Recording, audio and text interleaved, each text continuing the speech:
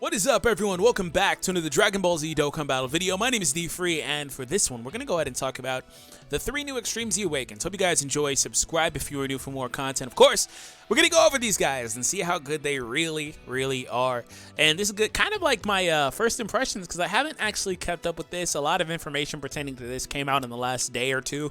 And honestly, was kind of a little too flooded with Legends and trying to learn that game. And, of course, playing Danmachi and stuff. So, honestly, Dokkan got put on the back burner. But your boy's back, and we're going to go ahead and figure this stuff out.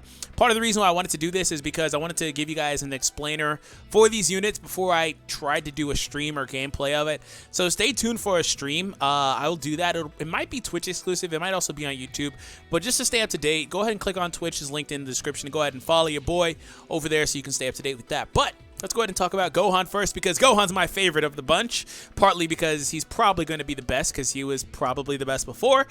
And on top of that, Gohan's one of my favorite characters. So anyways, for today's question of the day, which one of these guys are you guys most excited about? The Goku, the Gohan, or the Goten, and why? And if I change your opinion based on some of the things I say, you know, you might want to edit that comment, or you might want to wait.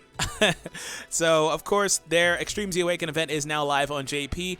The special category for it is the Movie Boss category. So if you didn't pull for Turles, you might want that. Now, I have heard that Pure Saiyans, like full like Mono AGL, can get pretty far, and also like Tech.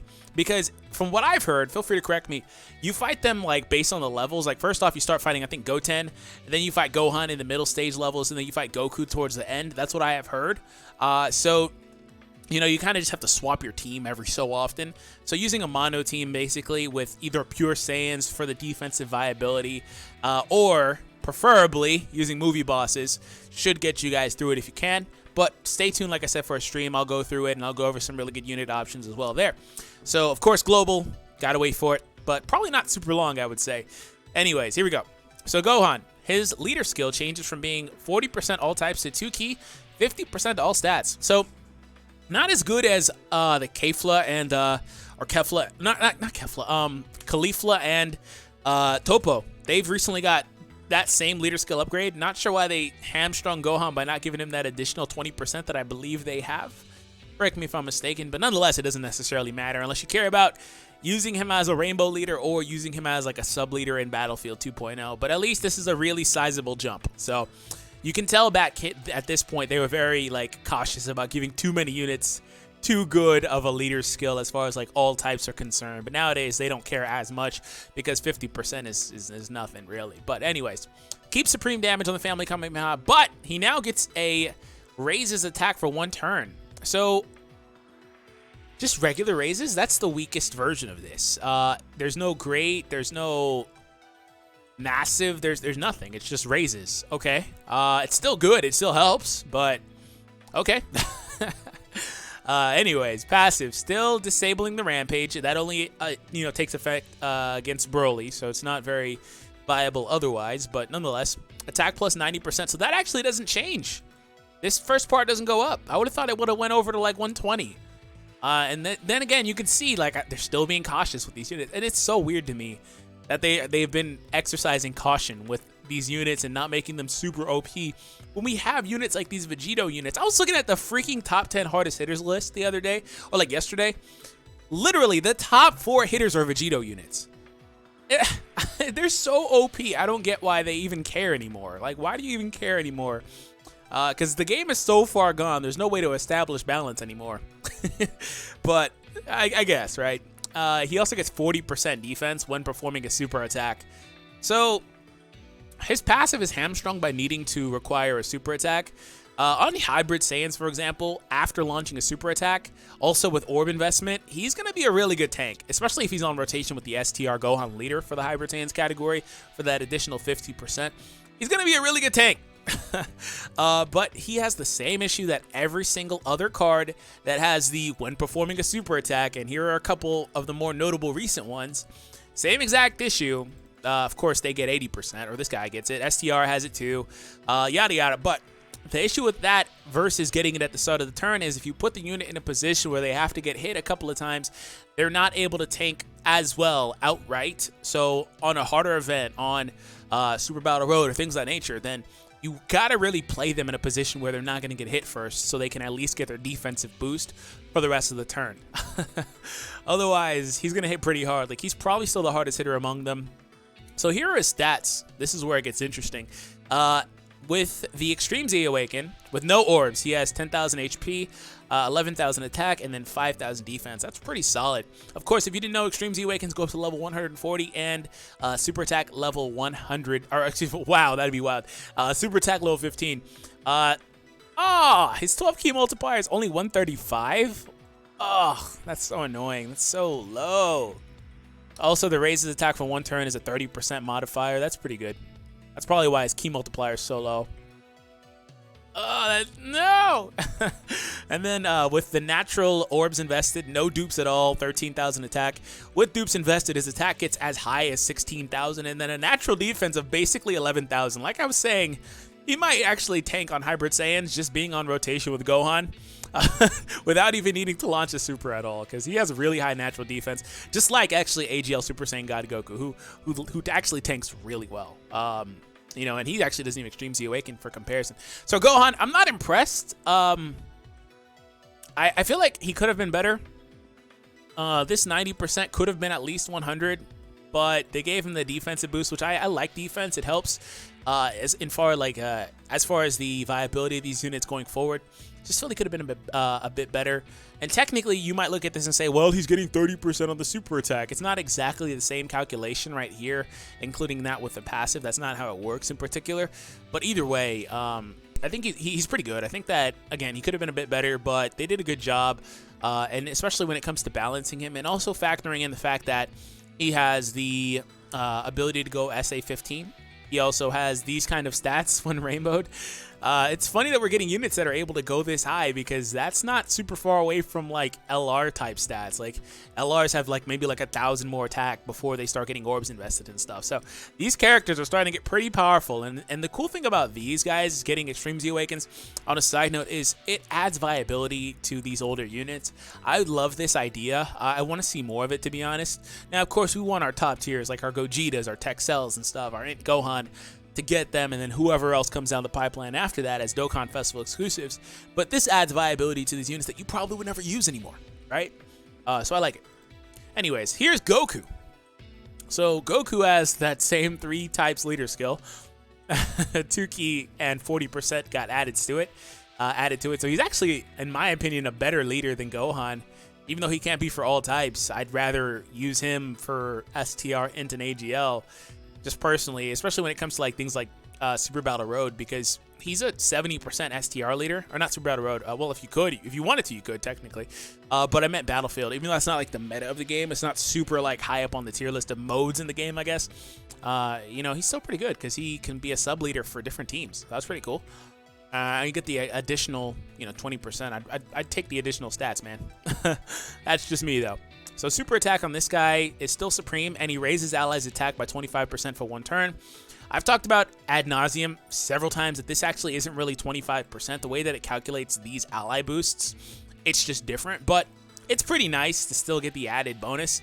It's not the greatest mechanic, but it's still really nice, and definitely I would take that over something like reducing defense, because that's not super usable either. But when 30% or above, he used to get 5,000 attack and 3 key. That actually changes to 80% attack and defense.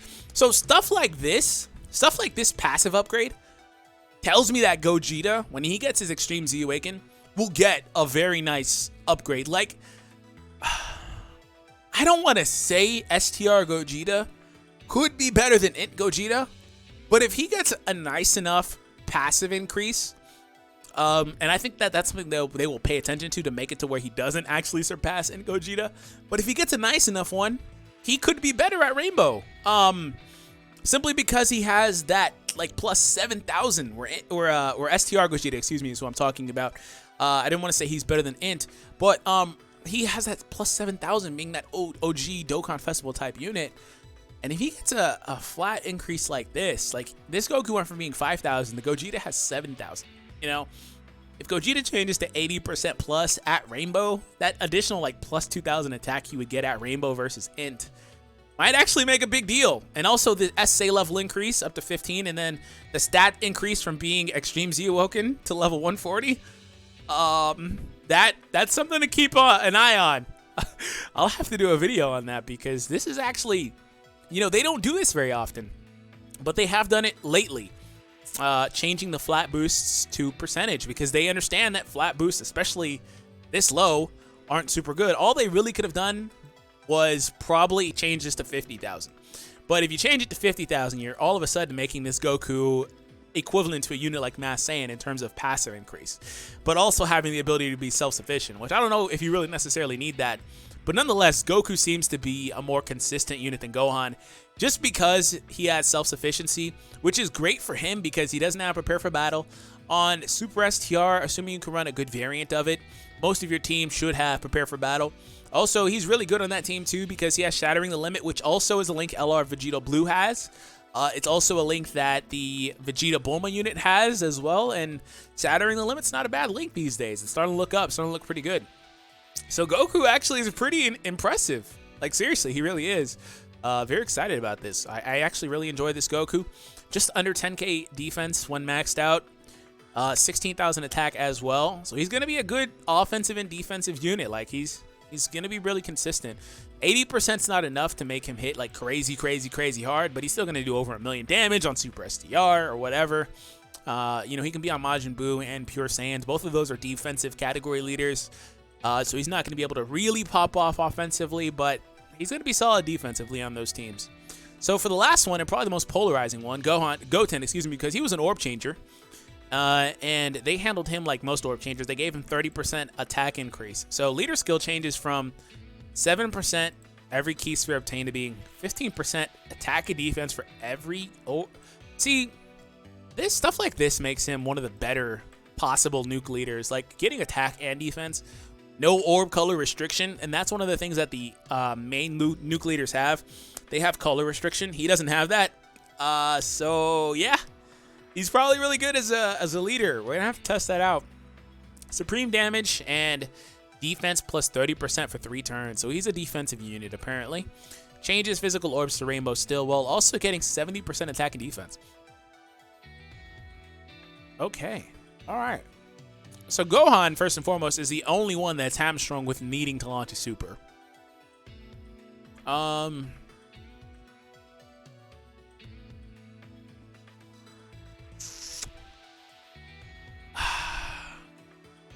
It kind of feels like Goten is the best of the bunch. It kind of feels that way. Like, I know that Gohan would be the hardest hitting, and technically Goten would be the weakest hitter, but probably the best defender if he gets a few turns going with his super attack mechanic. The orb changing is probably going to be a really good thing alongside other units that are LR-centric units. It